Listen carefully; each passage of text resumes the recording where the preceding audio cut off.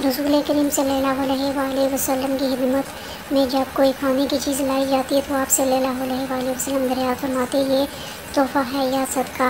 अगर कहा जाता कि सदका है तो आप सल्लल्लाहु अलैहि वसल्लम अपने असहाब से फरमाते कि खाओ, आप खुद ना खाते। और अगर कहा जाता है तोहफ़ा है तो ना सिर्फ आप खुद हाथ बढ़ाते और सहाब से कहते कि इसे खाओ।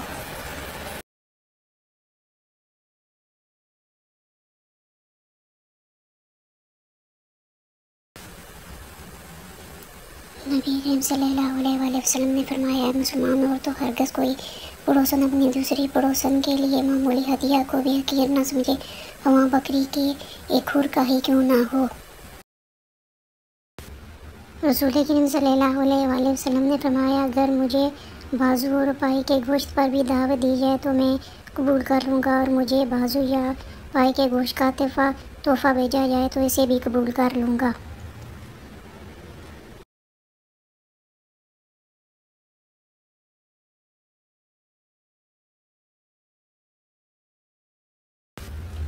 रसूल सालम ने हज़रत इब्ने उमर रज़ी अल्लाह तआला अन्हा से रवायत की कि हज़रत उमर रज़ी अल्लाह तआला अन्हा ने अल्लाह की राह में सवारी के लिए घोड़ा दिया। फिर उन्होंने इसे देखा कि फ़रोख्त किया जा रहा है तो उन्होंने इसको ख़रीदने का इरादा कर लिया।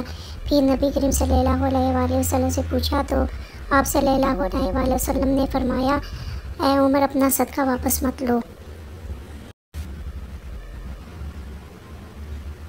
नबी करीम सल्लल्लाहु अलैहि वसल्लम ने फरमाया, इस शख्स की मिसाल जो सदका वापस लेता है इस कुत्ते की तरह है जो क्या करता है फिर अपनी क्या की तरफ लौटता है और इसे खाता है।